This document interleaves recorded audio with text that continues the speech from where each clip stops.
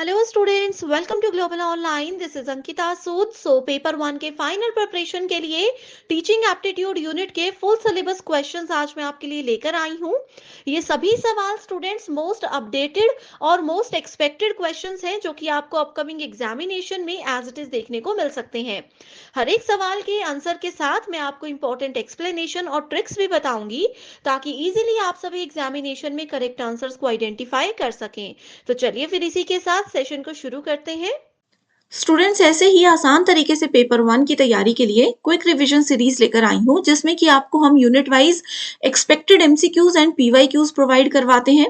ये complete content जो है हिंदी और इंग्लिश में रहेगा, एग्जैक्टली वैसे ही जैसे एग्जाम में सवाल हमसे हिंदी और इंग्लिश में पूछे जाते हैं। सभी क्वेश्चंस बिल्कुल अपडेटेड हैं जो कि एज इट इज एग्जाम में पूछे जा सकते हैं।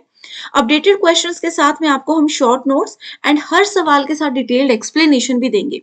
अब इसका ये फायदा है कि किसी भी टॉपिक में किसी भी क्वेश्चन में आप अगर अटक जाते हो, कंफ्यूज होते हो, तो आपको किसी बुक में नहीं ढूंढना पड़ेगा उसका आंसर, इंटरनेट पे नहीं ढूंढना पड़ेगा उसका आंसर, क्योंकि हर क्वेश्चन के एंड में उसकी एक्सप्लेनेशन है ताकि वहीं साथ में आपका कॉन्सेप्ट क्लियर हो जाए।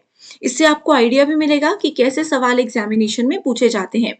आप सभी इस रिवीजन सीरीज को ज्वाइन करने के लिए गिवन नंबर्स पर कांटेक्ट कर लीजिए एंड पीडीएफ के फॉर्मेट में इसका एक्सेस आप लोगों को मिल जाएगा। The knowledge that we are not conscious of recalling but that influences our behavior or thoughts without our awareness is called what?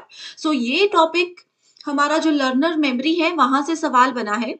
अब देखिए, इस सवाल में पूछा है कि कई बार क्या होता है ना, कुछ एक ऐसा नॉलेज होता है या कोई ऐसी बात होती है जिसको हम रिकॉल यानी कि जिसको हम याद नहीं करना चाहते, लेकिन फिर भी वो हमारे थॉट्स में आ जाता है विदाउट आर अवेयरनेस।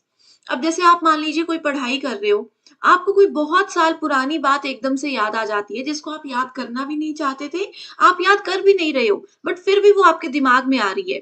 बहुत बार सॉन्ग्स कुछ इस तरीके से हमारे दिमाग में ऑटोमेटिकली आने लग जाते हैं जिसको हमने शायद कितने सालों से सुना भी नहीं होगा। तो इसी बारे में इस क्वेश्चन में बात की गई है। आपको कहा है कि जब भी कोई नॉलेज या इंफॉर्मेशन जिसको हम रिकॉल नहीं करना चाहते वो अनवांटेडली हमारे दिमाग में आ जाती है तो उसको क्या बोला जाता है। ऑप्शंस है explicit memory, schemas, episodic memory और इम्प्लिसिट मेमोरी। देखिए स्टूडेंट, स्कीमा होता है कि किसी चीज को, किसी मुद्दे को हम कैसे अपने दिमाग में स्टोर कर रहे हैं, तो ये आंसर नहीं होगा। एक्सप्लिसिट मेमोरी होती है जिसको हम खुद रिकॉल करते हैं, कोई पुरानी इंफॉर्मेशन को जब हम याद करते हैं, पुरानी बातों को जब हम याद करते हैं, that is your explicit memory. Episodic memory होती है जहां पर एक पर्टिकुलर लोकेशन, व्यक्ति, सब कुछ हम रिकॉल कर पा रहे हैं, तो ये भी सही आंसर नहीं है। सही उत्तर है हमारा इम्प्लिसिट मेमोरी, और इसी की एज इट इज डेफिनेशन आपको यहाँ सवाल में लिखी हुई है। What does the play way method develop in students? अब प्ले वे मेथड का क्या मतलब है? देखो, कई बार होता है ना, बच्चों को खेल खेल में चीजें सिखाई जाती हैं। हम बोलते हैं कि पढ़ाई के साथ में खेलना कूदना भी जरूरी है, तो प्ले वे मेथड भी उसी तरीके से होता है जिसमें स्टूडेंट्स गेम्स के साथ चीजों को सीखते हैं। तो ये स्टूडेंट्स की किस चीज में डेवलपमेंट में हेल्प करता है? पहला है कॉग्निटिव ओनली। कॉग्निटिव का मतलब होता है मेंटल एबिलिटीज, कि क्या ये सिर्फ स्टूडेंट की मेंटल डेवलपमेंट करता है? नहीं। Physical development only? No. Emotional development only? ये भी गलत है। तो सही आंसर क्या है कि खेल खेल में जो बच्चे सीखते हैं उनसे उनकी मानसिक वृद्धि भी होती है, इमोशनली भी वो स्ट्रांग बनते हैं, और फिजिकल डेवलपमेंट भी उनकी होती है। Very very easy question. Mnemonics is what? देखिए, टीचिंग लर्निंग में न्यूमोनिक्स टर्म एक बहुत कॉमन टर्म है। ये क्या बोलती है? देखो, किसी चीज को हम किस तरीके से याद रख रहे हैं। कई बार होता है ना कि कोई टॉपिक है या कोई स्टेप्स है, उसको हम ट्रिक्स के साथ याद रखते हैं। जैसे मैं आपको बताती हूँ एग्जाम्पल। हम लोगों ने आईसीटी यूनिट में जनरेशंस ऑफ कंप्यूटर पढ़ा। अब जनरेशंस ऑफ कंप्यूटर में स्टूडेंट्स को नाम याद नहीं हो रहे थे, तो मैंने उसकी ट्रिक बताई थी अमित, कि अमित नाम याद रख लो, आपको ऑटोमेटिकली उसका आंसर मिल जाएगा। तो ये क्या है? ये न्यूमोनिक्स है, कि किसी चीज को या 5 कंप्यूटर की जनरेशन थी उनको याद रखने का ट्रिक मैंने आपको बताया, दैट इज न्यूमोनिक्स। ये क्या होता है? ये बेसिकली एक मेमोरी टीचिंग एड होता है। Clear? Next question, what is an innovative tool that enables teachers to take students on immersive virtual journey and field trips on various destinations? अब देखो क्या होता है, हम लोगों को मान लो कुछ सिखाना है, जैसे मैं हिस्ट्री की स्टूडेंट हूँ मान लीजिए, मुझे सिखाना है कि झांसी की रानी कहाँ रहती थी, क्या उधर एनवायरनमेंट था, लेकिन ले जाना पॉसिबल नहीं है कॉलेज और स्कूल स्टूडेंट्स को, ठीक है? तो हम क्या करते हैं, इसके लिए अब एक प्लेटफ़ॉर्म बनाया है, एक एप्लीकेशन बनाई है, जिसमें कि आप स्टूडेंट्स को स्कूल में, कॉलेज में ही इस तरीके से वो पूरा प्लेस घुमा सकते हो, एक वर्चुअल जर्नी, रियल में यात्रा नहीं करनी है। वर्चुअल जर्नी का मतलब है कि कंप्यूटर बेस्ड जर्नी रहेगी। कंप्यूटर में आपको इतने अच्छे तरीके से सब कुछ दिखाया जाएगा कि क्या वहाँ की जगहें हैं, कैसे-कैसे वहाँ पर काम होता था, ये सब चीज़ें, ठीक है? तो उस प्लेटफ़ॉर्म का, उस सॉफ्टवेयर टूल का नाम है Google expenditure. This is very, very important question, net और सेट दोनों एग्ज़ाम में पूछा जा सकता है। Next question, for most classroom purposes, which among the following is best suited for social skill assessment? So जब भी हम सामाजिक कौशल मूल्यांकन करते हैं तो we always uses rubrics. तो ये भी एक important term है, इसकी definition as it is यहाँ पर लिखी हुई है. The learning in which a new behavior is acquired but is not demonstrated until reinforcement is provided is known as what?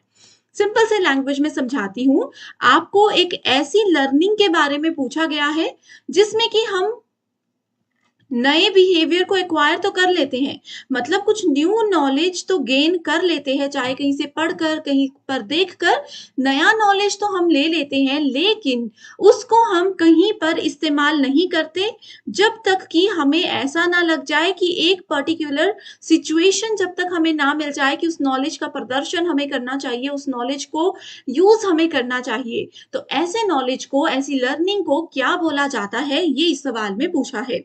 Options हैं observational learning, social learning, latent learning या फिर moral learning. Okay, तो सबसे पहले हम observational learning देखते हैं।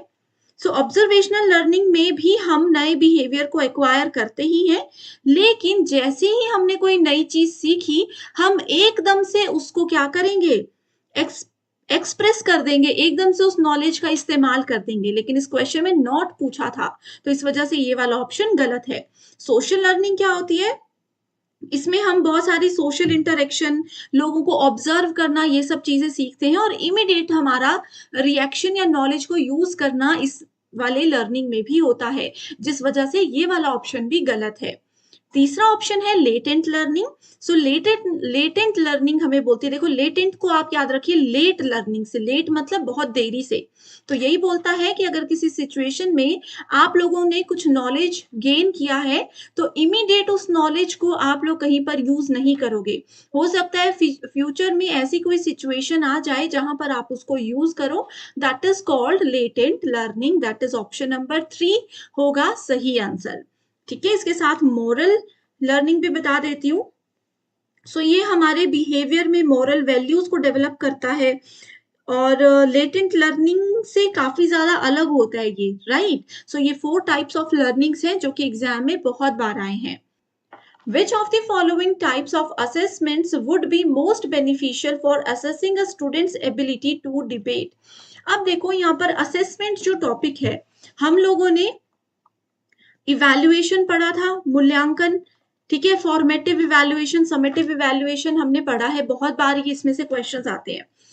अब लेकिन इसमें पूछा गया है क्वेश्चन में कि कौन से टाइप का वो मूल्यांकन है जो कि अगर कोई एक बच्चा डिबेट में पार्टिसिपेट कर रहा है, ठीक है, जो विवाद होते हैं, वाद विवाद वाले जो कंपटीशन होता है, उसमें अगर कोई बच्चा पार्टिसिपेट कर रहा है तो सबसे ज्यादा फायदेमंद उनका मूल्यांकन करने के लिए कौन सा असेसमेंट हम यूज करेंगे। ऑप्शन है फॉर्मेटिव असेसमेंट। फॉर्मेटिव असेसमेंट क्या होता है, क्लास के दौरान, कक्षा में टीचर पढ़ाते पढ़ाते जो होमवर्क के लिए क्वेश्चंस देते हैं, that is called formative assessment. अब इसी के साथ अगला है समेटिव असेसमेंट। ये मैंने जैसे आप लोगों को एक होमवर्क क्वेश्चन दे रही हूँ, बताइए मुझे कमेंट करके कि समेटिव असेसमेंट यानी कि संकलनात्मक मूल्यांकन क्या होता है। छोटी सी डेफिनेशन कमेंट करके बताना, आप सही हो या गलत वो भी मैं आपको रिप्लाई कर दूंगी। इप्सेटिव असेसमेंट भी एक नया कॉन्सेप्ट यूजीसी नेट में पूछा जा रहा है। अगर एक स्टूडेंट अपनी प्रीवियस रिजल्ट्स या प्रीवियस नॉलेज को ही कंपेयर करता है अपने न्यू नॉलेज या न्यू कॉन्सेप्ट्स के साथ, तो उसको इप्सेटिव असेसमेंट बोला जाता है, जिसको हिंदी में स्वमानक मूल्यांकन कहा जाता है। अपने आप का ही इवैल्यूएशन कि मेरे मिड टर्म में इतना मैंने स्कोर किया था, फाइनल टर्म में मैं इतना स्कोर कर रहा हूं, तो क्या मूल्यांकन है, दैट इज कॉल्ड इप्सेटिव असेसमेंट। सो सही आंसर क्या हो जाएगा, performance assessment. So performance assessment क्या करता है, ये बेसिकली डिबेट वगैरह में बच्चों को अगर देखना है, असेस करना है उनकी एबिलिटीज कि उन्होंने कितना सीखा है और वो कैसे रिप्रेजेंट कर रहे हैं चीजों को, ये फॉर्मेटिव असेसमेंट हमें बताता है। सो परफॉर्मेंस असेसमेंट बेनिफिशियल है स्टूडेंट्स की एबिलिटी को चेक करने के लिए, स्पेशली डिबेट में जो भी हमारा नॉलेज है, स्किल्स है या वर्क हैबिट्स हैं, वो भी ये रिप्रेजेंट करने में मदद करता है। अगला क्वेश्चन, स्टेटमेंट 1 बोलती है एडमोडो, जो कि एक ऑनलाइन टूल है, इसकी डेफिनेशन दी गई है, it helps teachers to stay in touch with parents, share updates and discuss students progress. ये बोल रहा है कि एडमोडो नाम का प्लेटफॉर्म टीचर्स को बहुत मदद करता है कि अगर वो किसी बच्चे के पेरेंट्स के टच में रहना चाहते हैं, बच्चे की प्रोग्रेस रिपोर्ट या उनके अपडेट्स रेगुलर बेसिस पे उनको देना चाहते हैं, तो उसके लिए एडमोडो नाम का एक प्लेटफॉर्म बनाया गया है। तो क्या ये वाली स्टेटमेंट सही है या गलत, तो ये वाली स्टेटमेंट बिल्कुल सही है। ठीक है, सेकेंड स्टेटमेंट बोलती है Duolingo is an online language learning platform, तो ये भी बिल्कुल सही स्टेटमेंट है। ठीक है, ड्यूलिंगो जो है वो गेम बेस्ड प्लेटफॉर्म है, तो गेमिंग के थ्रू ऑनलाइन लैंग्वेज लर्निंग सिखाई जाती है, बच्चों को भाषा अधिगम सिखाया जाता है। एडमोडो की हम बात कर रहे थे, तो एजुकेशनल कम्युनिकेशन, स्टूडेंट के पेरेंट्स और उनके टीचर्स के बीच में कोलैबोरेशन, कम्युनिकेशन के लिए बनाया गया है। स्पेशली ये कोचिंग के लिए यूज होता है। ठीक है, +2 तक के जो स्कूल के टीचर्स और पेरेंट्स होते हैं उनके लिए बनाया जाता है। इसमें टीचर ना सिर्फ पेरेंट्स के साथ कांटेक्ट कर सकते हैं, बल्कि जो भी ऑनलाइन पढ़ाते समय का कंटेंट होता है, जैसे पीडीएफ्स हम आपको देते हैं, ग्रुप्स में शेयर करते हैं, वैसे ही अगर पेरेंट्स के साथ कंटेंट शेयर करना होगा तो उसके लिए एडमोडो यूज हो सकता है। क्विज इसमें हम जनरेट कर सकते हैं एज अ टीचर, असाइनमेंट्स हो सकती हैं। ओके, तो ये बहुत ही ज्यादा इंपॉर्टेंट क्वेश्चन है, इसमें दोनों स्टेटमेंट सही हैं। Which of the following are the components of pedagogical analysis of teaching and learning? So pedagogical analysis क्या होता है, सबसे पहले हम ये देखेंगे। So पेडागॉजी किससे जुड़ा हुआ है, पेडागॉजी का मतलब होता है एक art and science of teaching school children.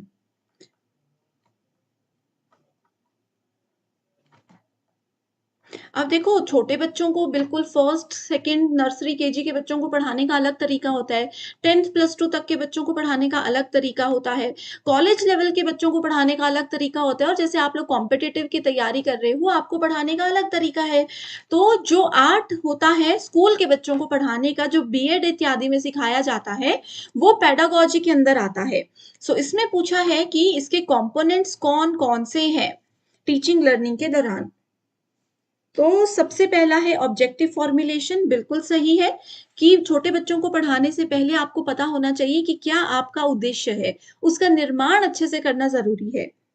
उसके बाद है selection of teaching methods and material की, क्या मेथड से आप पढ़ाओगे, आप बच्चों को आज का टॉपिक गेम्स के जरिए पढ़ाओगे, वीडियोस दिखाकर पढ़ाओगे या बुक में से पढ़ाओगे, तो वो सिलेक्शन ऑफ टीचिंग मेथड और मटेरियल जो है उसको सिलेक्ट करना जरूरी है। तो ए एंड बी देखो कहाँ पर है, यहाँ पर ए नहीं है, यहाँ पर बी नहीं है, यहाँ पर भी ए नहीं है, तो हम आंसर तक पहुंच गए। दैट इज कंटेंट एनालिसिस, अच्छे से एनालाइज करना कि हमारी सामग्री जो है वो सही है, बच्चों को आसानी से समझ आएंगी चीजें या नहीं। सिलेक्शन ऑफ इवैल्यूएशन डिवाइसेस की मूल्यांकन करने के लिए हमें क्या क्या करना चाहिए।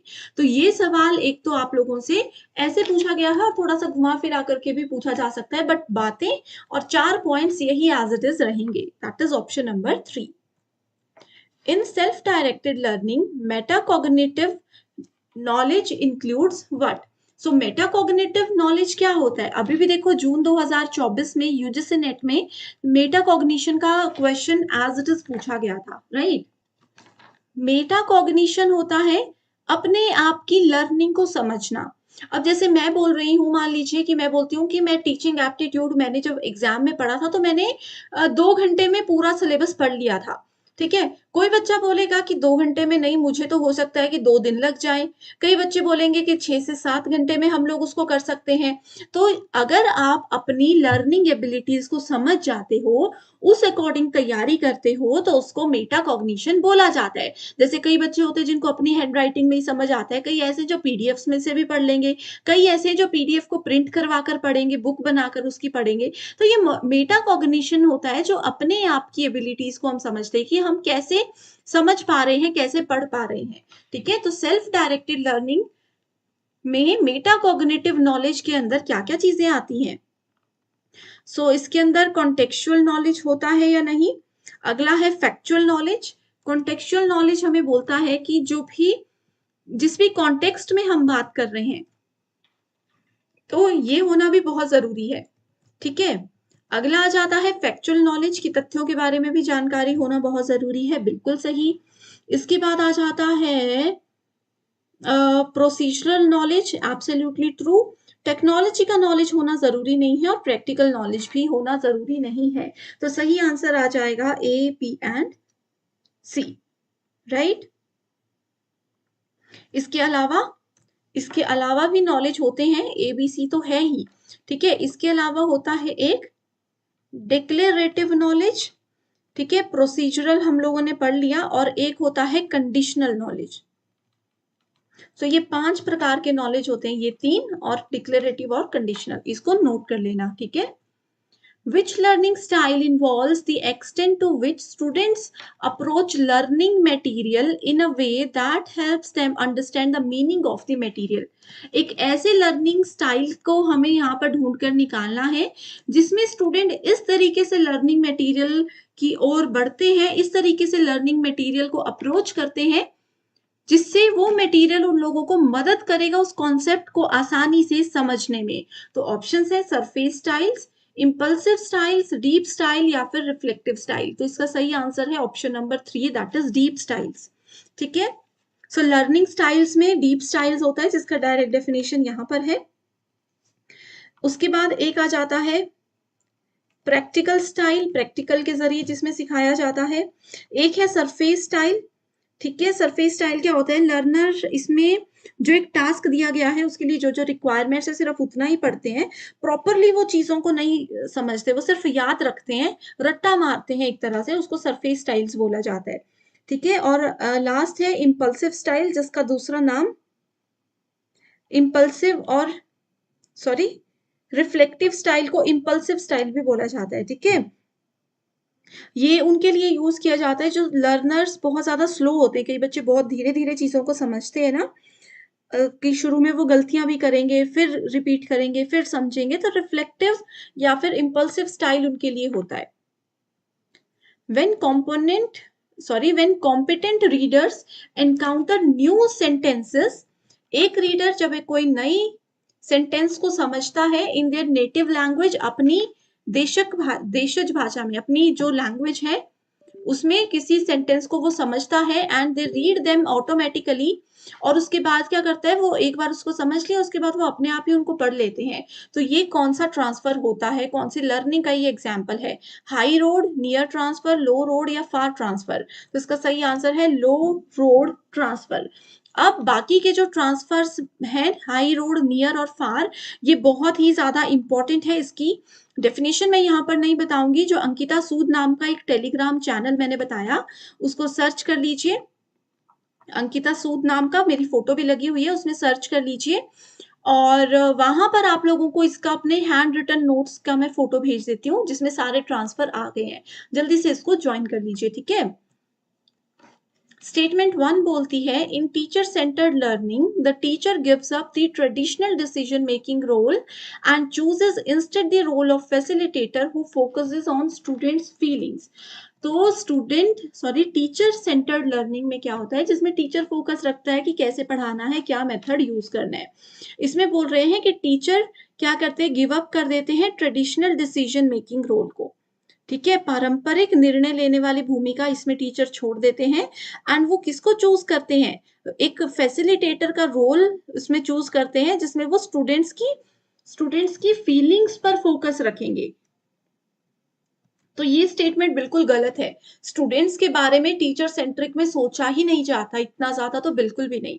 स्टेटमेंट 2 बोलती है लर्नर सेंटर्ड मेथड वो है जिसमें टीचर जैसे स्टूडेंट एक वर्ल्ड को देखते हैं वैसे ही टीचर भी उसको देखने, संसार को, दुनिया को देखने लग जाते हैं। और लर्नर सेंटर में टीचर एक ऐसा एटमॉस्फेयर बना देते हैं जिसमें कम्युनिकेशन करना आसान होता है। तो लर्नर सेंटर्ड मेथड में टीचर का कोई भी रोल नहीं होता। टीचर ये सब चीजें लर्नर सेंटर्ड मेथड के अंदर कभी भी नहीं करते हैं, ठीक है। तो इसलिए दोनों स्टेटमेंट्स गलत हैं। The organized bodies of information stored in memory that bias the way new information is interpreted, stored and recalled is known as what? So ये क्वेश्चन हमने ऑलरेडी पढ़ लिया है, ठीक है। अगर हमारे दिमाग में हम इंफॉर्मेशन को स्टोर करते हैं और उसको इंटरप्रेट, रीस्टोर और रिकॉल करते हैं तो उस स्टेटमेंट को स्कीमा बोला जाता है। स्टूडेंट्स, अगर सेशन पसंद आ रहा है और चाहते हो कि मैं ऐसे ही, जैसे मैंने अभी दिसंबर 2023 के रिसर्च के क्वेश्चंस लाए, टीचिंग के क्वेश्चंस लाए हैं, वैसे ही रिसर्च के, कम्युनिकेशन के क्वेश्चंस आपके साथ लेकर आती रहूं, मुझे कमेंट करके बता दो। और अगर सेशन पसंद आ रहा है, मुझे थोड़ा मोटिवेट करने के लिए कमेंट भी जरूर कर देना। The ability to generate unusual लेकिन appropriate responses to problems or questions is known as convergent thinking. So divergent और convergent thinking बहुत ही ज्यादा जरूरी होता है। Okay. So convergent thinking को हिंदी में लिखा हुआ है अभी सारी सोच। सो कन्वर्जेंट थिंकिंग बेसिकली क्या होता है, अब देखो मान लो मेरे पास ना किसी प्रॉब्लम के सॉल्यूशन बहुत सारे निकल कर आ रहे हैं, ठीक है। अब मुझे समझ नहीं आ रहा कि कौन सा सॉल्यूशन मैं फॉलो करूं, तो उसके लिए हम कन्वर्जेंट थिंकिंग का यूज करते हैं और उन सब में से एक सिंगल बेस्ट सॉल्यूशन ढूंढते हैं, ठीक है। एक सही आंसर ढूंढना चाहिए अगर मल्टीपल पॉसिबिलिटीज में हम कंफ्यूज हो रहे हैं। तो अनयूजुअल लेकिन अप्रोप्रिएट रिस्पॉन्स जो होता है प्रॉब्लम का, उसको सर्च करने की यहाँ पर बात की गई है। तो ये स्टेटमेंट बिल्कुल सही है। स्टेटमेंट 2 बोलती है ability to produce responses that are based on primarily on knowledge and logic, उसको डाइवर्जेंट थिंकिंग बोलते हैं कि जो हमारे पहले के नॉलेज और लॉजिक के बेस पर हम रिस्पॉन्सेज या रिजल्ट्स तक पहुंचते हैं, वो डाइवर्जेंट थिंकिंग होती है। यानी कि अब सारी सोच होती है, ऊपर वाली अभी सारी सोच थी, ये नीचे वाली डाइवर्जेंट यानी कि अब सारी सोच है। सो डाइवर्जेंट क्या होता है, डाइवर्ट हो जाना, एक रास्ते पे चल के आगे दो रास्ते आगे हम बोलते हैं यहाँ से तो रास्ता डाइवर्ट हो रहा है, ठीक है। तो डाइवर्जेंट का मतलब ऐसे याद रखें, मल्टीपल सॉल्यूशन आप देख सकते हो। तो both the statements are correct. A good examination system should, अच्छी परीक्षा प्रणाली क्या चाहती है, एक रिकॉग्नाइज करती है एक बच्चे की क्रिएटिविटी, उनकी रचनात्मकता को पहचानती है, नहीं, ठीक है। रिकॉग्नाइज्ड चाइल्ड इंडिविजुअलिटी, व्यक्तिगतता पहचानती है एक बच्चे की। एनकरेज करती है रोट लर्निंग को, गुड एग्जामिनेशन क्या रोट लर्निंग को एनकरेज करता है या नहीं करता है। सो एक एग्जामिनेशन सिस्टम जो होता है वो बच्चों में, देखो बच्चे एग्जाम से एक रात पहले पढ़ के रट्टा मार कर भी पेपर पास कर लेते हैं, तो ये रोट लर्निंग को भी करते हैं, लेकिन एग्जामिनेशन नई थिंकिंग को इम्प्रूव या एनकरेज नहीं करता है। तो सही आंसर क्या है, B and C, that is option number 2। Which of the following are the strategies of cooperative learning. So देखिए, टीचिंग एप्टीट्यूड में कोऑपरेटिव लर्निंग हमें सिखाता है कि कैसे स्टूडेंट्स को मिलजुल कर काम करना सिखाया जाए, कैसे स्टूडेंट्स में ब्रेनस्टॉर्मिंग पावर को इम्प्रूव किया जाए। अब इसके अंदर हमारे पास 10 से 12 स्ट्रेटेजीज आती हैं जहां से रिसेंटली बहुत सवाल बन रहे हैं। तो सबसे पहला ऑप्शन है कॉर्नर्स। सो यस, कॉर्नर्स एक कोऑपरेटिव लर्निंग स्ट्रेटेजी है जहां पर स्टूडेंट्स को क्या किया जाता है, पूरी क्लास को मल्टीपल ग्रुप्स में डिवाइड कर दिया जाता है उनके ओपिनियन के अकॉर्डिंग। अब जैसे कि मान लीजिए कि कोई पॉलिटिकल पार्टी पर हम लोग डिस्कशन कर रहे हैं, तो सब स्टूडेंट्स के ओपिनियन अलग अलग होंगे, तो एक जैसे ओपिनियन वाले स्टूडेंट्स को अलग अलग ग्रुप में डिवाइड कर दिया जाएगा और फिर उनको बोला जाएगा कि अपना जो भी व्यू है उसको अपने ग्रुप में डिस्कस करो और फिर उसको पूरी क्लास के सामने आप लोग शेयर करो कि इस पॉलिटिकल पार्टी का या जो भी पर्टिकुलर टॉपिक है उसको लेकर आपके क्या व्यूज हैं। ठीक है। स्टूडेंट्स को अपने ओपिनियन जो है एक्सप्रेस करने की पावर बढ़ाने में ये corners cooperative learning technique help करता है। तो ए हमारा सही आंसर है, यहाँ पर ए नहीं है, इसको एलिमिनेट कर देंगे। आगे है फिश बाउल मेथड। तो फिश बाउल मेथड में क्या होता है, स्टूडेंट्स को दो ग्रुप्स में डिवाइड किया जाता है। एक होता है आउटर सर्कल, एक होता है इनर सर्कल। ठीक है। जो इनर ग्रुप वाले स्टूडेंट्स होते हैं वो किसी पर्टिकुलर टॉपिक पर डिस्कशन करते हैं, और जो आउटर सर्कल वाले स्टूडेंट्स होते हैं वो उस टॉपिक को ध्यान से सुनते हैं और अपना नॉलेज बढ़ाते हैं। सो बी भी हमारा करेक्ट आंसर है। अब यहाँ पर देखिए बी ऑप्शन दोनों जगह पर नहीं है, तो इजीली हम एलिमिनेट कर सकते हैं ऑप्शन नंबर 3 एंड 4 को। और देखिए स्टूडेंट्स, हम अपने सही उत्तर तक पहुंच गए, that is option number 1। So cooperative learning techniques corners भी है, फिश बाउल भी है, टीम वर्ड वेबिंग भी है, एंड राउंड रॉबिन ब्रेनस्टॉर्मिंग भी है। टीम वर्ड वेबिंग में क्या होता है, एक बड़ी शीट में या ब्लैक बोर्ड व्हाइट बोर्ड जो भी है, वहां पर सेंटर में टॉपिक का नाम लिख दिया जाता है, कॉन्सेप्ट लिख दिया जाता है, और स्टूडेंट्स फिर उस टॉपिक पर क्या करते हैं, अपना जो भी प्रायर नॉलेज है, पिछला नॉलेज है, उस चीज को रिकॉल करते हैं और फिर क्लास में जाकर के उसको डिस्कस करते हैं।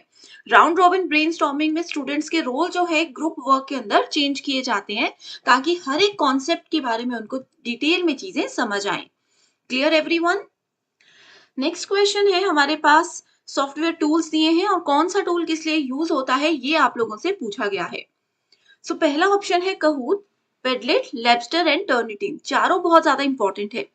सो देखिए स्टूडेंट्स, सबसे पहली चीज तो ये आती है कि कहूट किस लिए यूज किया जाता है। ये प्लेटफॉर्म हम लोगों को, ये सॉफ्टवेयर हम लोगों को क्या फैसिलिटी प्रोवाइड करवाता है।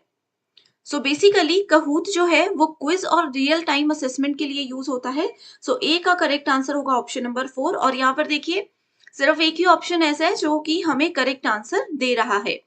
ठीक है। पेडल जो है ऑनलाइन कोलेबोरेटिव स्पेस है, वर्चुअल वॉल है। इस बेसिकली ये पेडल्ड नहीं है, ये पेडलेट है। क्लियर? लैबस्टर जो होता है एक वर्चुअल साइंस लैब सिस्टम हम लोगों को ये प्रोवाइड करवाता है। ऑलरेडी हम ये क्वेश्चन पढ़ चुके हैं, जैसे कि अगर आप घर पर बैठकर केमिस्ट्री का कोई लैब प्रैक्टिकल करना चाहते हो, ठीक है, फिजिक्स का कोई लैब प्रैक्टिकल करना चाहते हो, तो लैबस्टर एक ऐसी वेबसाइट है, एक ऐसा प्लेटफॉर्म है जहां पर आप घर पर बैठकर ये सब चीजें कर सकते हो। टर्निटिन जो है ये एक बहुत फेमस सॉफ्टवेयर है जो कि बेसिकली प्लेजरिज्म यानी कि डुप्लीकेसी, जो साहित्यिक चोरी होती है, उसको पकड़ने में हमें हेल्प करता है। Which of the following sequence in the development of interest in a subject by a learner is appropriate? So आप लोगों से पूछा गया है, यहाँ पर 4 ऑप्शंस दिए हैं, आपको इनको एक सीक्वेंस में अरेंज करने को कहा है। ठीक है। किसी शिक्षार्थी द्वारा किसी विषय में रुचि के विकास में निम्नलिखित में से कौन सा क्रम सही है। सबसे पहले है वेल डेवलप्ड इंडिविजुअल इंटरेस्ट, कि एक व्यक्ति का इंडिविजुअली किसी चीज में कितना ज्यादा इंटरेस्ट है। दूसरा है सिचुएशनल इंटरेस्ट ट्रिगर्ड, कई बार होता है ना, परिस्थिति के हिसाब से या जिस जगह पर हम रह रहे हैं उस जगह के अकॉर्डिंग हमारे इंटरेस्ट चेंज होते हैं। तो सबसे पहला पॉइंट यही हमारे पास आता है कि सिचुएशनल इंटरेस्ट ट्रिगर्ड। तो ऑप्शन नंबर बी सबसे पहले आएगा। और देखो यहाँ पर सिर्फ एक ही ऑप्शन है जिसको हम सबसे पहले लिखते हैं। ठीक है। इसके बाद बोल रहे हैं D, that is situational interest maintain. अब देखो ऑप्शन बी ने तो हमें बोला कि किसी सिचुएशन, किसी पर्टिकुलर जगह पर जाकर के हमारा कोई इंटरेस्ट, जैसे अगर हम मान लो किसी लॉयर के आसपास बैठे तो हमें लगेगा यार ये बहुत अच्छा प्रोफेशन है, लॉयर बनना चाहिए। किसी असिस्टेंट प्रोफेसर के पास बैठे तो हमें लगेगा असिस्टेंट प्रोफेसर बनना चाहिए। तो ये एक सिचुएशनल इंटरेस्ट है जो कि ट्रिगर हुआ, हमारे दिमाग में आया। उसके बाद बोल रहे हैं कि जो सिचुएशनल इंटरेस्ट है वो मेंटेन रहा, वो ऐसा नहीं था कि थोड़ी देर के लिए दिमाग में रहा, उसको हमने अपनी रुचि बना ली, वो परमानेंट हमारे दिमाग में स्टोर हो गया। इमर्जिंग इंडिविजुअल इंटरेस्ट, उसके बाद हमारा व्यक्तिगत रुचि भी जो है उसमें उभरने लगी है। लास्ट ऑप्शन आता है well developed individual interest. Clear? तो बहुत आसान क्वेश्चन था, थोड़ा सा लॉजिक लगाकर सोचते तो आंसर निकल सकता था। लेक्चर मेथड, अब देखिए लेक्चर मेथड जो है वो एक ट्रेडिशनल मेथड है, पारंपरिक विधि है। अब इसको बहुत ज्यादा पसंद नहीं किया जाता, लेकिन सवाल बोल रहा है कि lecture method shall be selected for a class. अभी भी इसको क्लास में सेलेक्ट किया जाना चाहिए अगर teacher is a good orator, teacher अगर अच्छा वक्ता है, कई बार ऐसा होता है ना, टीचर की कम्युनिकेशन स्किल्स, स्पीकिंग स्किल्स बहुत अच्छी होती है, तो ये बोल रहे हैं कि अगर ऐसा टीचर है तो लेक्चर मेथड को यूज करना चाहिए। ठीक है, सो ये हमारा सही उत्तर नहीं है। All students are above average, अगर एवरेज एवरेज स्टूडेंट्स आप समझते हो, उससे अबव अगर हर एक स्टूडेंट है तो बोल रहा है कि उस समय लेक्चर मेथड को यूज करना चाहिए। नो। करिकुलर ऑब्जेक्टिव्स डिमांड, सो कई बार होता है ना, हमारा जो पाठ्यक्रम है उसकी डिमांड ही ऐसी होती है कि हमें लेक्चर मेथड ही देना पड़ता है। अब जैसे जो हिस्ट्री वाले स्टूडेंट्स आप हैं, हिस्ट्री के टीचर्स हैं, तो उसमें प्रैक्टिकल या और चीजें पॉसिबल नहीं है। लेक्चर मेथड जिसके अंदर हम स्टोरीज के थ्रू सिर्फ सामने वाले को बता सकते हैं, लेक्चर दे सकते हैं, तो हमारा करिकुलर ऑब्जेक्टिव ही ये है, तब हमें लेक्चर ही देना पड़ेगा। तो ऑप्शन नंबर सी सही है। ठीक है, बी तो देखो वैसे भी किसी ऑप्शन में आपको दिख नहीं रहा है ना, ए को हम आसानी से एलिमिनेट कर सकते थे। आगे डी क्या बोल रहा है, students request the teacher to do so, अगर स्टूडेंट्स बोलते हैं टीचर को कि आप लेक्चर मेथड ही दो, तो बोल रहे हैं कि लेक्चर देना चाहिए। तो अकॉर्डिंगली अगर देखें तो सी और डी भी हमारा सही आंसर हो सकता है, लेकिन मोर पावरफुल सिर्फ ऑप्शन नंबर 3 है, that is curricular objectives demand so, क्योंकि स्टूडेंट्स तो कुछ भी बोलेंगे। ऑप्शन डी में बोल रहे हैं ना, स्टूडेंट्स अगर रिक्वेस्ट करें, तो स्टूडेंट्स अगर कुछ भी बोलेंगे एज अ टीचर, ये हमारी रिस्पॉन्सिबिलिटी है कि हम उनको इस अकॉर्डिंग पढ़ाएं जो उनके लिए इंपॉर्टेंट और बेनिफिशियल है। क्लियर स्टूडेंट्स, अगर आपको ये सेशन पसंद आ रहा है और आप चाहते हो कि ऐसे ही यूनिट वाइज अपडेटेड क्वेश्चंस को मैं आपके साथ शेयर करती रहूं डेली, तो मुझे कमेंट करके जरूर बताइए। ठीक है, ये देखो नेक्स्ट क्वेश्चन जो है, इसमें आप लोगों को अगर नहीं भी लॉज आते हैं, यहाँ पर कुछ लॉ दिए हैं, कुछ मेथड्स दिए हैं इस वाली लिस्ट में, अगर नहीं भी आते ना, लॉजिक लगाकर इसका आंसर आप निकाल सकते थे। कैसे? पहला ऑप्शन बोल रहा है children tend to be similar to their parents, बच्चे जो अपने माता पिता के समान होने की कोशिश करते हैं या होते हैं। तो देखो, लॉ ऑफ सिमिलैरिटी, इसको हम रिलेट कर सकते हैं। लॉ ऑफ सिमिलैरिटी, ए को हमने फोर्थ से मैच किया, यहाँ पर भी नहीं है ए का फोर्थ, यहाँ पर भी नहीं है ए का फोर्थ। आगे देखते हैं, children tend to differ from their parents, differ मतलब वेरिएशन, वेरिएशन यही होता है ना, वेराइटी, वेरिएशन, अलग। ठीक है, तो हम यहाँ पर देखेंगे बी को थर्ड से मैच करके, तो ये देखिए ए का फोर्थ, बी का थर्ड, हमें यहाँ पर मिल गया अपना सही आंसर। तो कई बार क्या होता है ना, कॉम्पिटिटिव एग्जाम में हम लोगों को मतलब नहीं पता होता कॉन्सेप्ट, नया कोई कॉन्सेप्ट आया है तो उसको छोड़ना नहीं है, थोड़ा सा ऐसे बेसिक सा लॉजिक लगाने की कोशिश करनी है, डेफिनेटली हमें आंसर पेपर 1 में मिल जाते हैं। ठीक है, आगे भी देख लेते हैं, children tend to move towards average rather than further.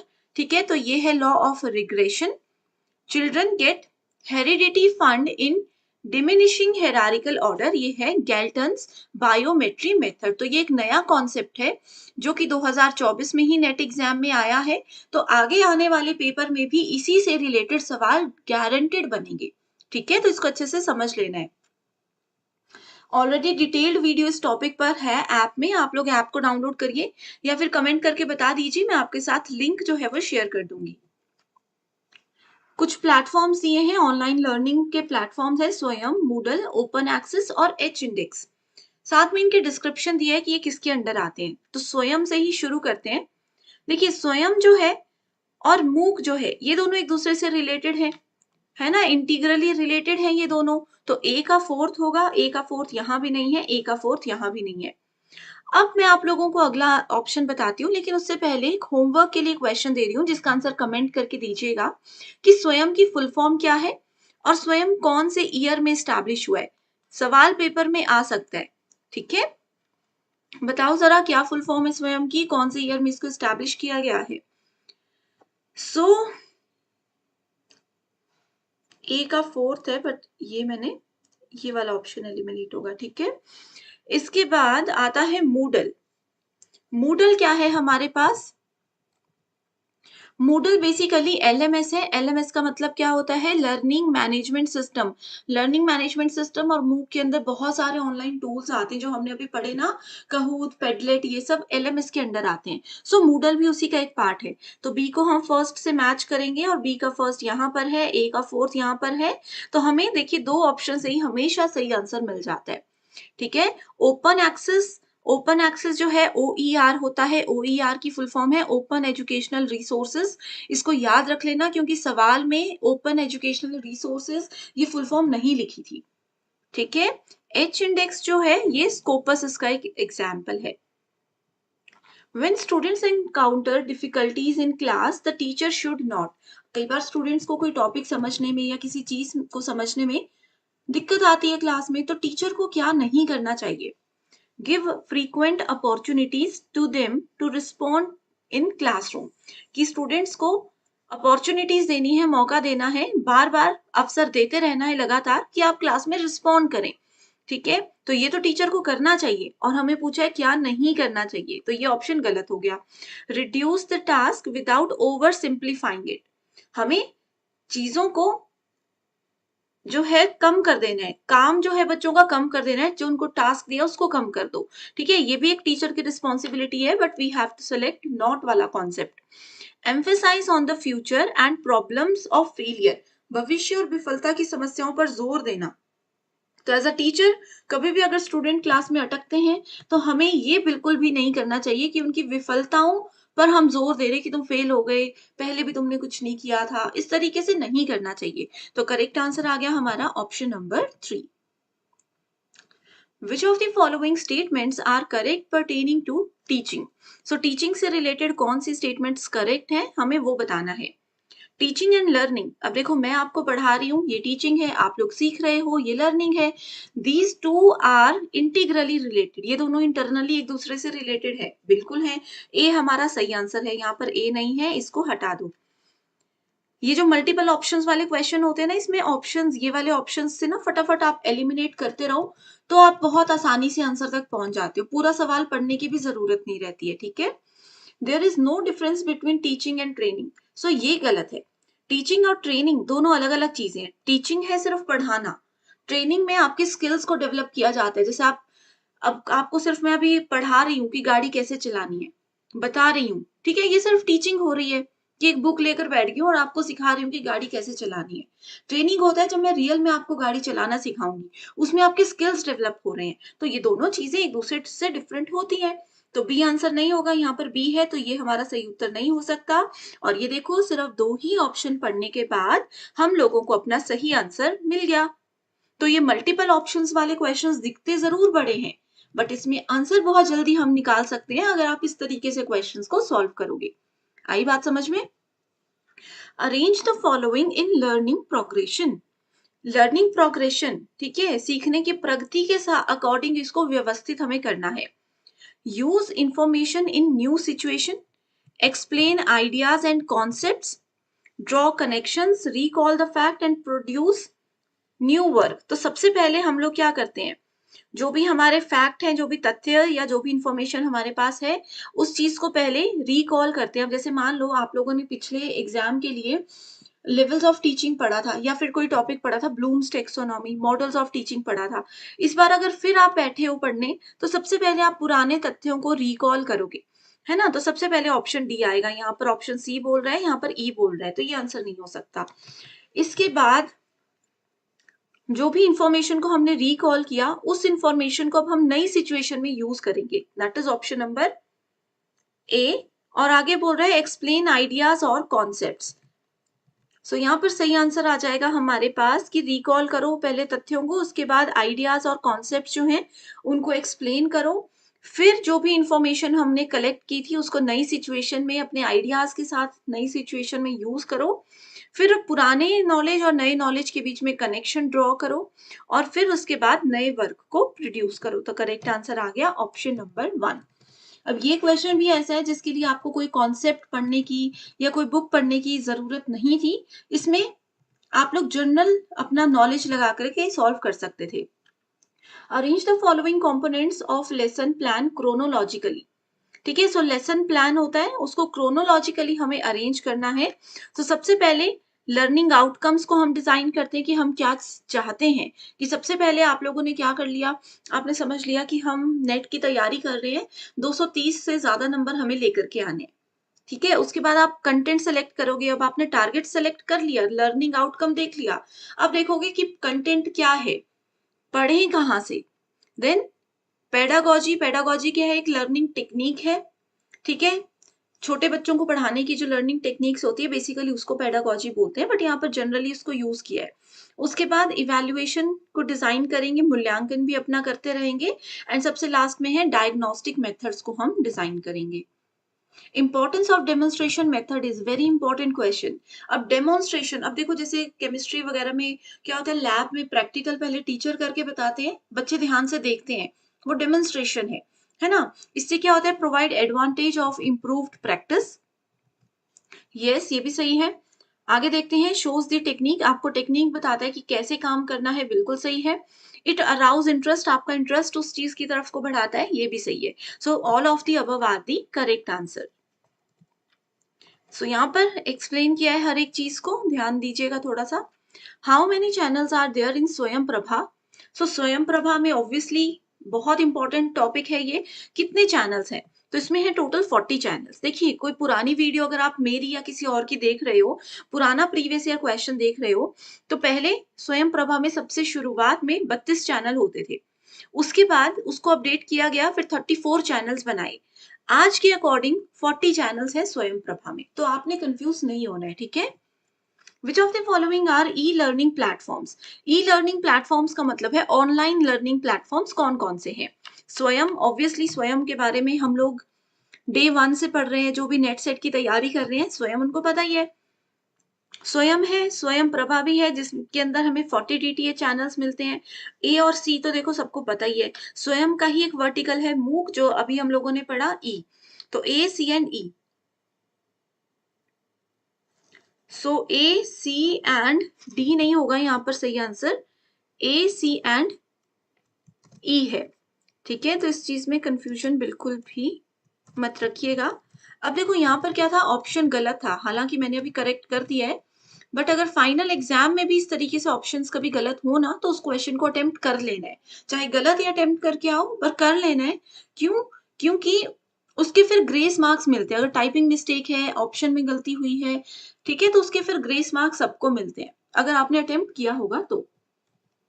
The process of comparing a student's performance against his or her previous performance, एक स्टूडेंट की अभी की परफॉर्मेंस से अगर उसकी प्रीवियस परफॉर्मेंस के साथ उसको कंपेयर करेंगे, तो ये क्या होता है? डायग्नोस्टिक इवैल्यूएशन, समेटिव, इप्सेटिव और इनफॉर्मल। तो ये होता है इप्सेटिव assessment.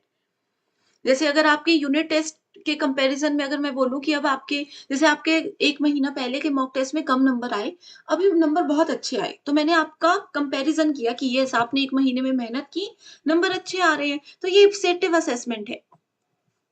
In collaborative learning technique, from which of the following strategy listening skill is developed? So listening skill सबसे ज्यादा फिश बाउल मेथड में यूज होती है, जिसमें कि जो अंदर वाले सर्कल वाले स्टूडेंट्स हैं वो तो टॉपिक को डिस्कस कर रहे हैं, ठीक है, आउटर सर्कल वाले सिर्फ उस चीज को सुन रहे होते हैं, तो वो एक अच्छे लिसनर बन जाते हैं, उनकी सुनने की क्षमता बढ़ती है।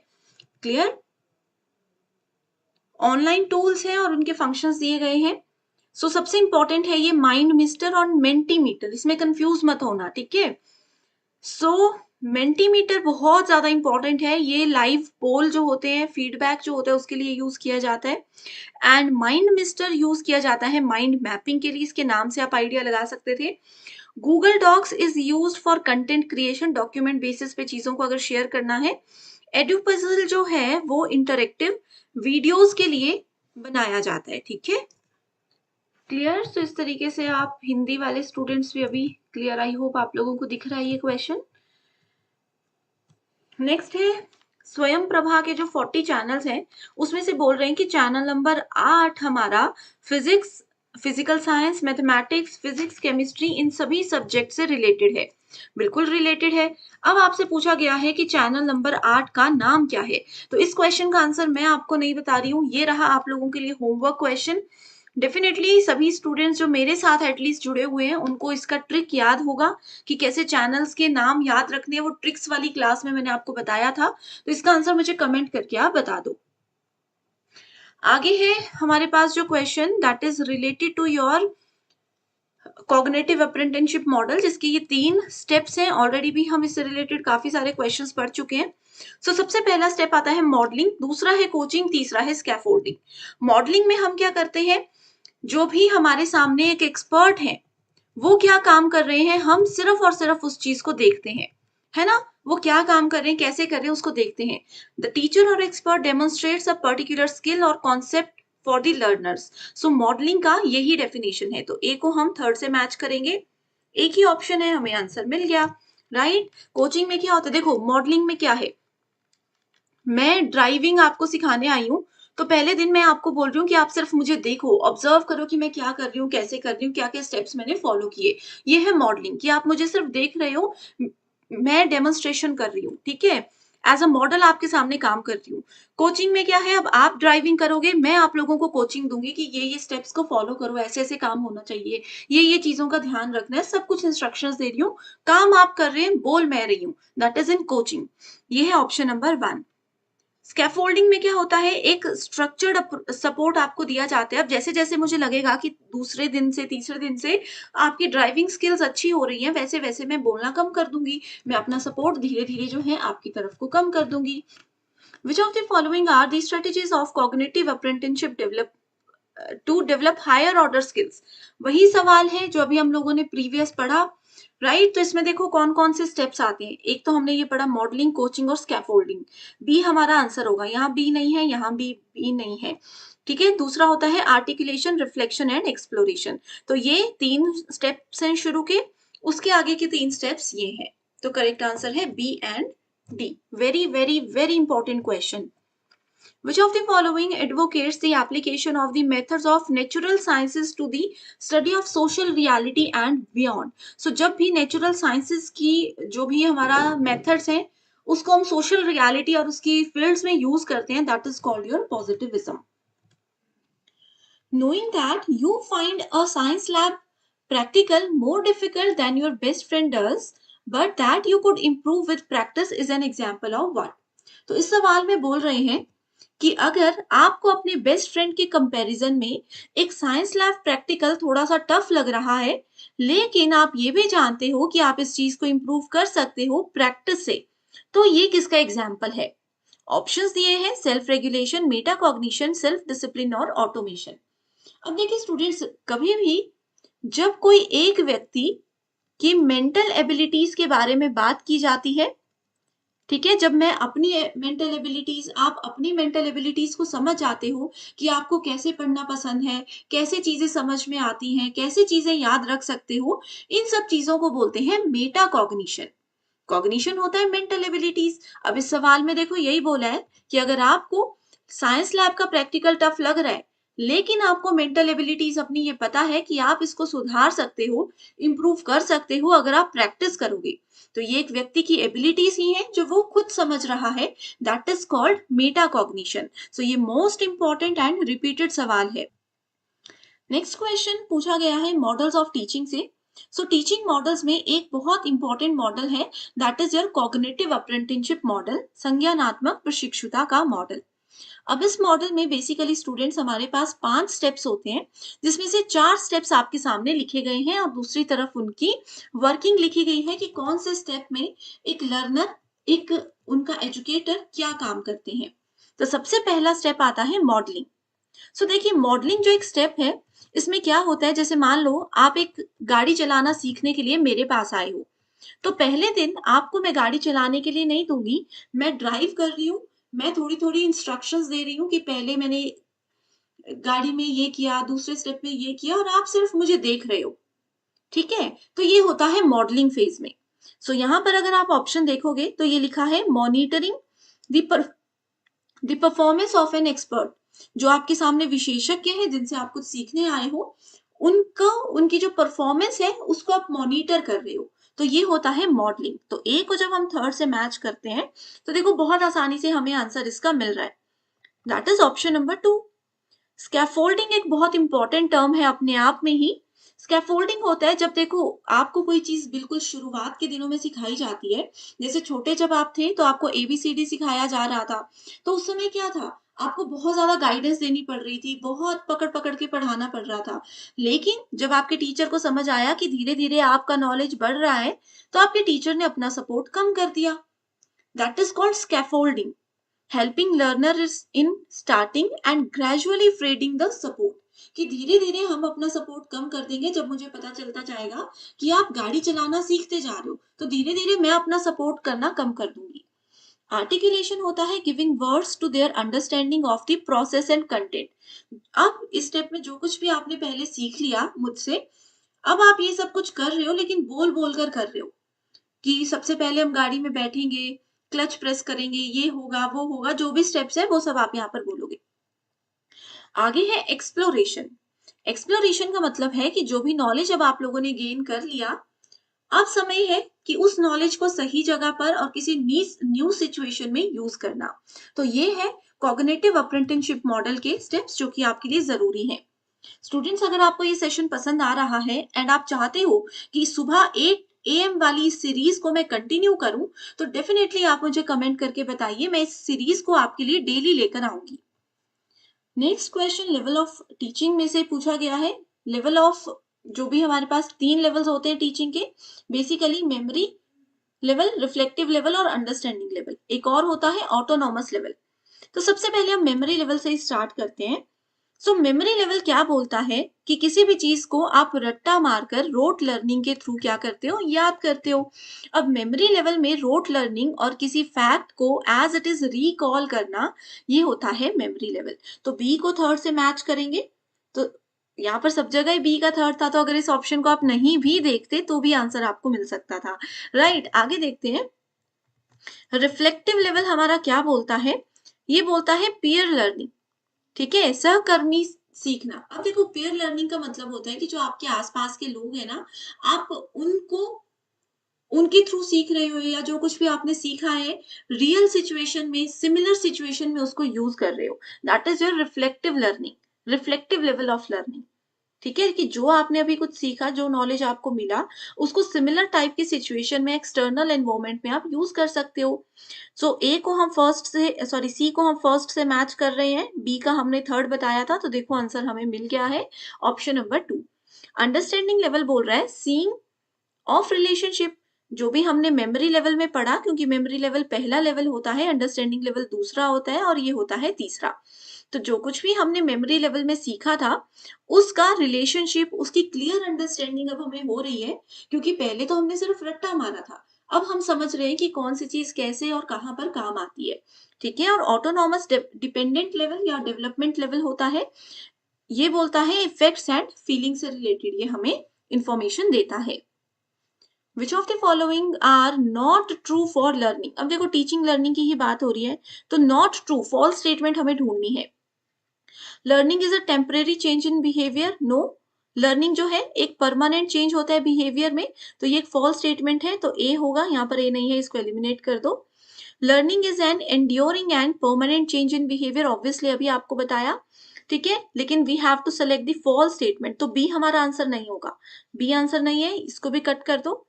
Learning is a life long process, yes, learning life long process होता है, बट हमें फॉल्स स्टेटमेंट ढूंढनी, तो सी भी आंसर नहीं होगा। डी ऑब्वियसली आंसर है, क्योंकि दो ऑप्शंस बचे हैं, दोनों में डी है। आगे है learning needs reconstruction of experiences. सीखने के लिए अनुभवों के पुनर्निर्माण की आवश्यकता होती है, बिल्कुल होती है, लेकिन हमें फॉल्स स्टेटमेंट ढूंढनी थी, इसलिए ई को भी हम एलिमिनेट कर देंगे, तो सही आंसर तक पहुंच गए हैं, that is option number A and D. Which of the following tools can be used to create a virtual science lab experiment? Very, very, very important and easy question.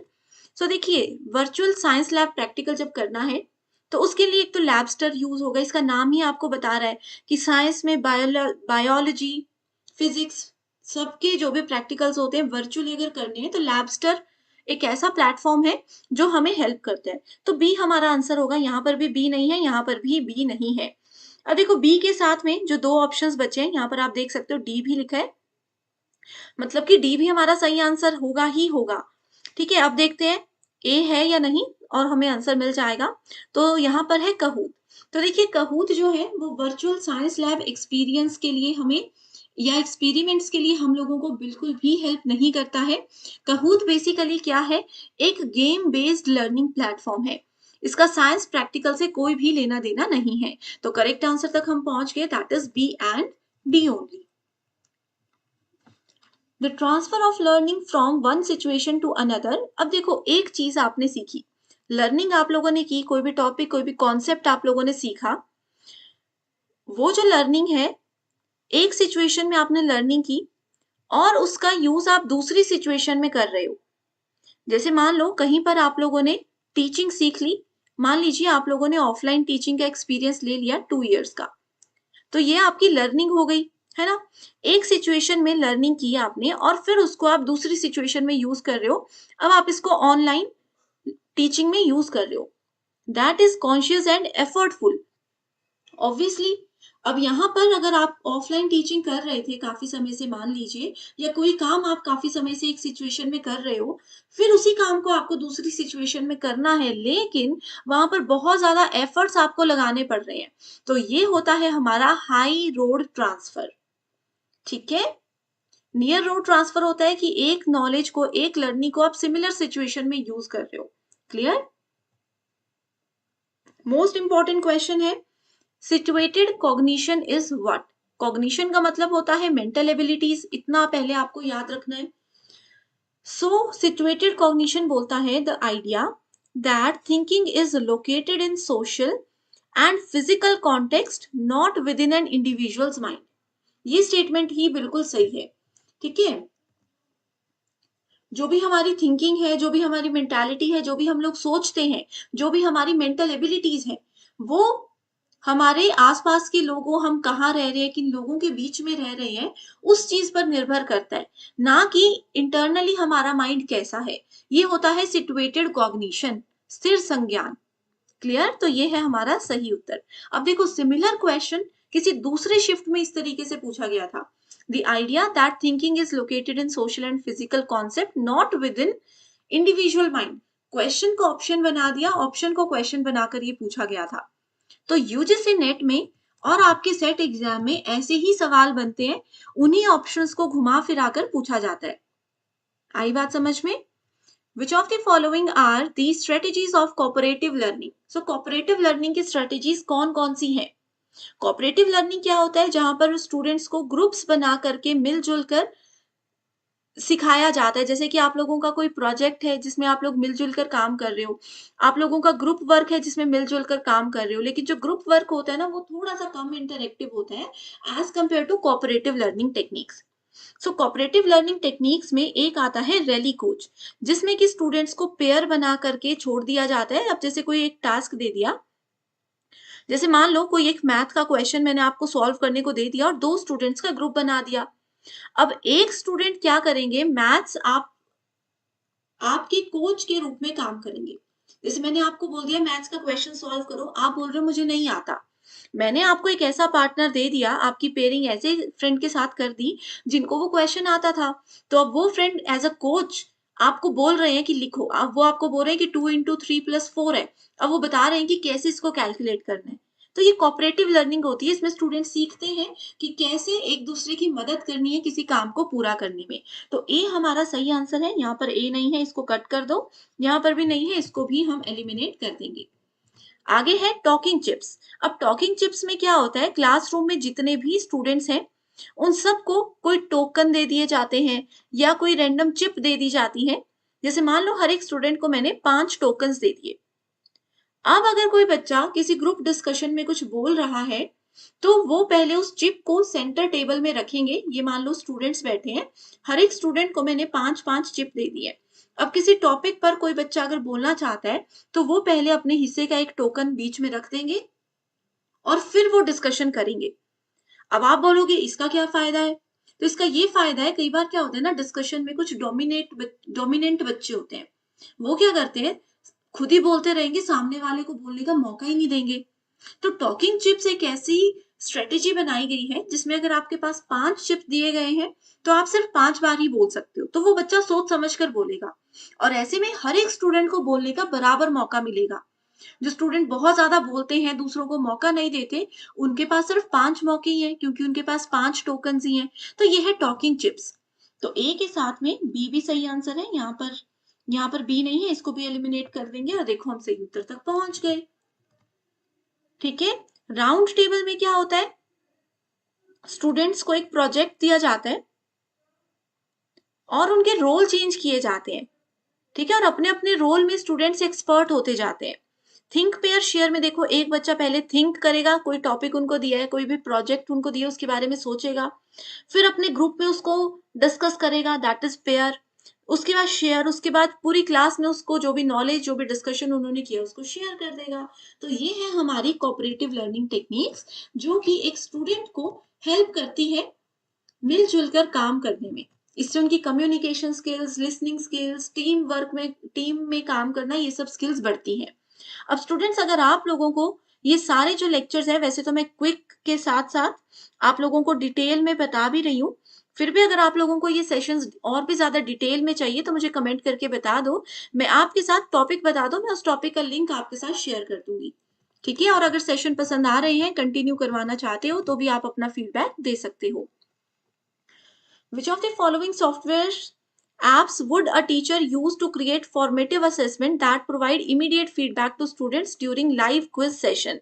So इसके लिए क्या है, live quiz session में immediate feedback काहूत करता है और quiz करता है। ऑब्वियसली यहाँ पर क्विज सेशन की बात की थी, तो क्विजेस तो होगा ही होगा, डी तो हमारा होना ही था। ठीक है, माइंड मिस्टर जो होता है, ये किसी भी तरीके से हमारा इमीडिएट फीडबैक से रिलेटेड काम नहीं करता है, तो ए को हम इजीली एलिमिनेट कर सकते थे। A person helps an elderly person across the street because doing a good deed makes him feel good. अब आप लोग देखो, किसी की कई बार रोड क्रॉस करने में या वैसे हेल्प करते हो ना, फिर आपको अच्छा लगता है, राइट? अच्छा लगता है। तो ये बोल रहा है कि इससे आप गुड फील करते हो। What type of motivation is at work here? इस समय पे जो एक टर्म यूज की जा रही है मोटिवेशन के लिए, वो क्या है? इंट्रिंसिक, दैट इज आंतरिक। जब आप किसी को हेल्प करते हो, आपको अंदर से खुशी होती है, आपने चाहे वो बात किसी को नहीं बताई है, बट खुशी हो रही है, सो इसको बोला जाता है intrinsic motivation. Intrinsic motivation. Clear everyone?